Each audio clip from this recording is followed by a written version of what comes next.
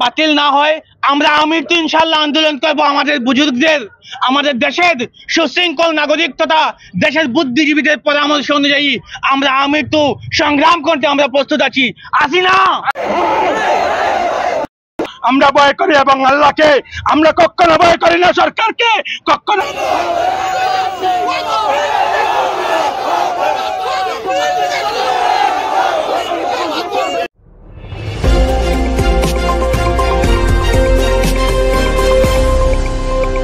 নমস্কার, north east নিউজে আপনাদের স্বাগত জানাই। মনিভূষণ চৌধুরী।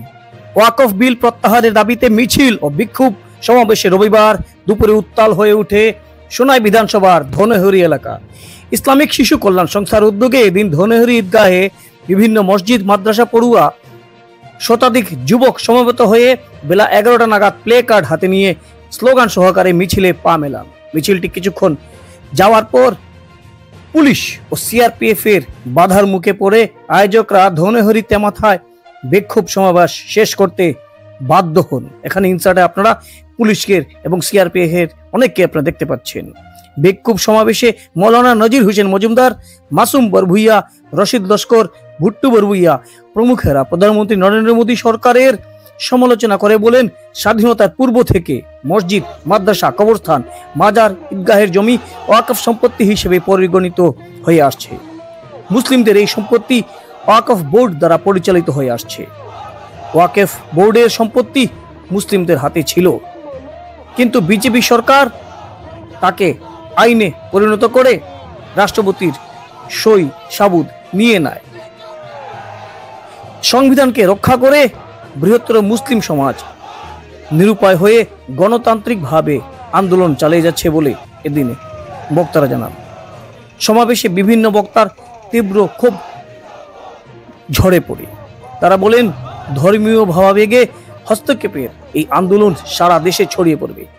ভারতীয় সংবিধান রক্ষার পাশাপাশি ধর্মীয় সংখ্যালঘুদের উপর কোনো আইন যা চাপিয়ে দেওয়া হচ্ছে তাদের ভাষায়, তা তারা কোনোভাবেই মেনে নিতে পারছেন না। প্রয়োজনে হিন্দুস্তানের মুসলমানরা শরীরে রক্ত ঝরিয়ে এই আইনটি প্রত্যাহার করার জন্য প্রস্তুত রয়েছেন বলেও হুমকির সুরে জানিয়ে দিয়েছেন এদিন বিভিন্ন বক্তারা। নর্থ ইস্ট নিউজের বরাক ভ্যালি ইনচার্জ সুরজিৎ চক্রবর্তীর প্রতিবেদনে আসুন সেখানের কিছু দৃশ্য দেখি এবং বক্তারা কি বলছেন তাও শুনি। ধন্যবাদ। আপনার কি বিবাহ, চাকরি, সন্তানের পড়াশোনা হচ্ছে না, পারিবারিক কলহ, জমি সংক্রান্ত বিবাদ লেগেই থাকে, বশীকরণ চাইছেন, এইসব নিয়ে আর চিন্তা করবেন না, আমি আছি। প্রত্যেক মানুষের জন্মের তারিখ, জন্মের সময়, জন্মস্থান থাকে, এগুলো আসলে কি ছিল তা অনেকেরই মনে থাকে না। তার জন্য ব্যবস্থা আছে জ্যোতিষশাস্ত্রে। হস্তরেখা বা হোরাচার্টের মাধ্যমেও সব সমস্যা ঠিক করা যায়। নমস্কার, আমি অ্যাস্ট্রোলজার ডক্টর পঙ্কজ শাস্ত্রী আছি আপনার পাশে 100%। আপনাদের বিভিন্ন সমস্যা সমাধানের জন্য আমি কলকাতা, ত্রিপুরার পাশাপাশি শিলচর ও তার আশেপাশের জনগণের সেবা দিয়েই চলেছি। তাই দেরি না করে আজই আপনার হাতে রাখা মোবাইল ফোনকে কাজে লাগান। এই স্ক্রিনে দেওয়া 8240676475 মোবাইল নম্বরে যোগাযোগ করুন, অথবা শিলচর দাস কলোনি পঞ্চায়েত রোডের মেইন রাস্তা থাকা হাউস নাম্বার 221-এ চলে আসুন। ধন্যবাদ। মোদী সরকারের বিরুদ্ধে এবং আমরা ওয়াকফ বিলের বিরুদ্ধে ধনেহরিতে মেতায় যে প্রটেক্ট করা হয়েছে, সেই প্রটেক্ট থেকে আমি আসাম সরকার এবং কেন্দ্র সরকারকে আমরা একটা সাফ কথা জানিয়ে দেই যে আমরা সবসময় প্রস্তুত আছি। মুসলিম সমাজ আমরা কখনো আপনাকে ভয় করি না, আমরা ভয় করি এবং আল্লাহকে, আমরা কখনো ভয় করি না সরকারকে, কখনো ভয় করি না গুলা বারুদকে, আমরা ভয় করি মোহাম্মদ রসুল্লাহকে। আমরা সেই মোহাম্মদ রসুল্লাহ এবং আল্লাহর কারণে আমরা বুক দিতে বাধ্য হচ্ছি, আমাদের বউকে বিধবা করতে বাধ্য হচ্ছি, আমাদের বাচ্চাকে আমরা এতিম করতে বাধ্য হয়েছি। আমরা মাতৃহারা চাই, আমরা পিতৃহারা হইতে চাই, কিন্তু সেই ওয়াকফ আমরা কখনো মানবো না। আমরা কেন্দ্র সরকারকে চাপ জানিয়ে দেই, আমরা আগামী দিনে সেই আসাম সরকারের বিরুদ্ধে এবং কেন্দ্র সরকারের বিরুদ্ধে এই যে ওয়াকফ বিল করা হয়েছে, আমাদের মসজিদের স্বার্থে, আমাদের মাদ্রাসার স্বার্থে, আমাদের কবরস্থানের স্বার্থে, আমাদের ঈদগাহের স্বার্থে আমরা সোনাই সমষ্টি থেকে আমরা একটা প্রতিবাদী আরম্ভ করব। সেই প্রতিবাদ হব পাঞ্জাবের মতো, আমরা সমস্ত কাছাড় ডিস্ট্রিক্টের আমরা যত অফিস আছে সব বন্ধ করে দেব। যদি আমরা পুলিশে গুলি করতে আমরা বাধ্য আছি, আমরা প্রশাসনকে বলতে চাই, আমরাকে এখন গুলি করা হোক, আমরা এই ওয়াকফ কখনো মানছি না এবং মানবো না। ওয়াকফের বিরুদ্ধে আমরা প্রতিবাদ করতে যদি আমাদের গুলি করা হয়, আমাদেরকে রাস্তার মধ্যে গুলি করা হোক। আমরা আসাম সরকার এবং কেন্দ্র সরকারকে দাব জানিয়ে দেই, অতি সত্বর আপনারা সেই ওয়াকফে উদ্যোগ করা হোক, ওয়াকফকে আমরা বাতিল করা হোক। আর নাইলে আমরা পুরা মুসলিম সমাজ, আমাদের বউ বাচ্চা থেকে শুরু সবাইকে আমরা রাস্তায় নেমে বিস্তর ফেলে এখান থেকে আমরা প্রতিবাদ আরম্ভ। আমরা কখনো এটা মানবো না। এই কথা আমি আজকে ইলেকট্রনিক মিডিয়া, প্রিন্ট মিডিয়া সবের মাধ্যমে আমি কেন্দ্র সরকারকে এবং রাষ্ট্রপতির উদ্দেশ্যে আমি এই কথা বলছি। আপনি কিন্তু এটা গণতান্ত্রিক দেশের রাষ্ট্রপতি, আপনি একজন গণতান্ত্রিক দেশের প্রধানমন্ত্রী।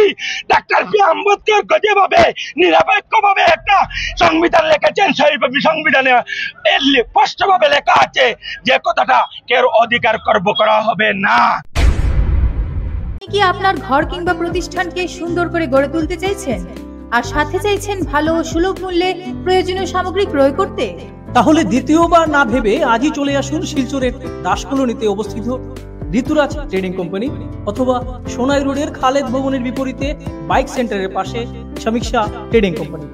এই উভয় স্থানে tiles, sanitary items, chimney, water purifier, CPVC, uPVC, PVC items, ডোর উডেন, সিনটেক্স সহ অনেক বিখ্যাত ব্র্যান্ডের সামগ্রী সুলভ মূল্যে পাওয়া যায়। আপনারা আসুন, যাচাই করুন ও ঘরকে সুন্দর করে গড়ে তুলুন। বিশদ বিবরণের জন্য যোগাযোগ করুন 9401432969 ও 6377990269 নম্বরে। ধন্যবাদ।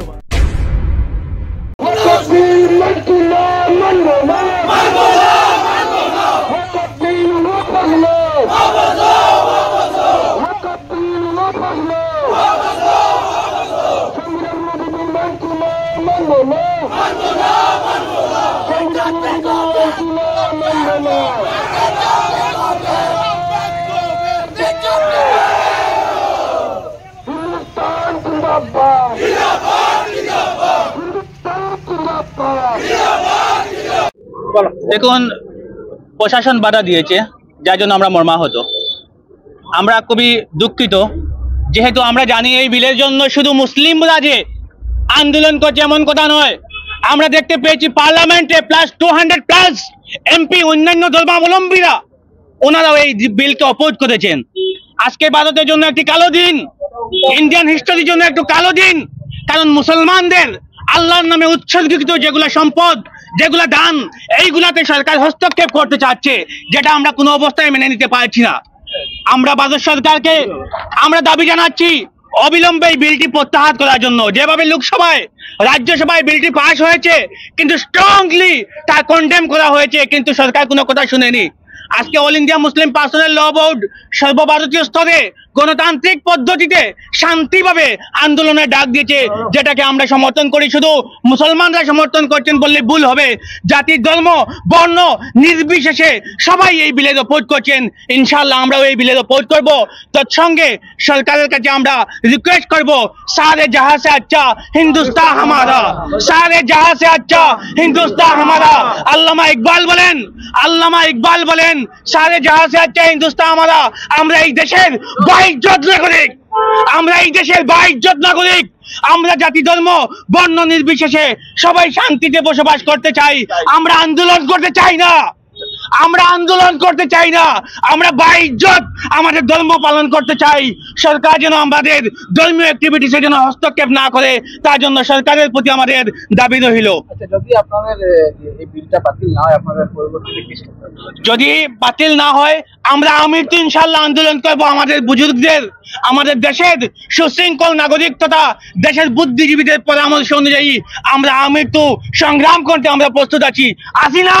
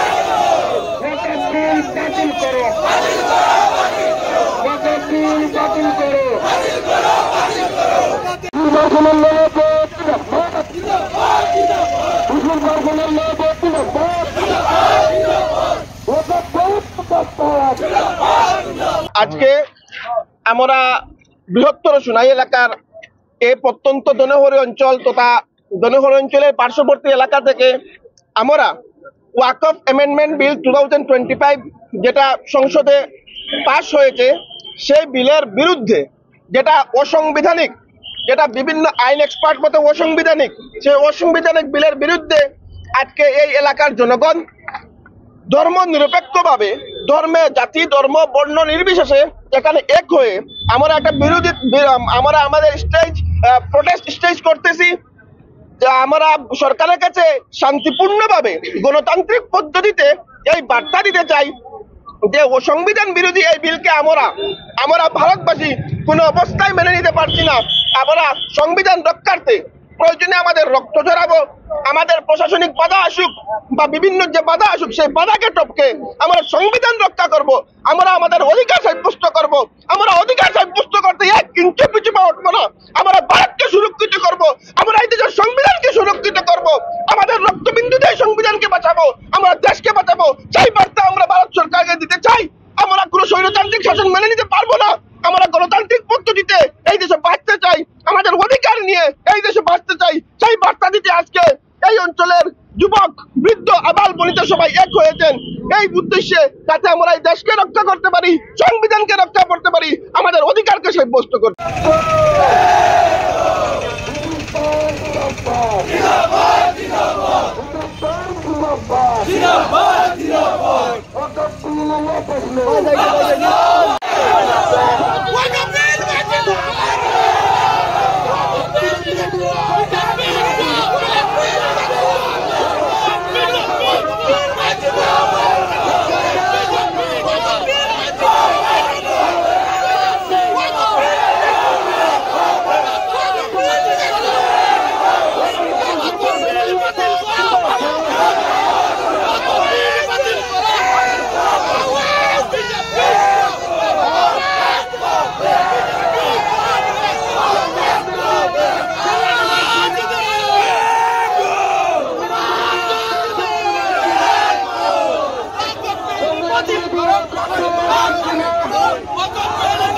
Oh,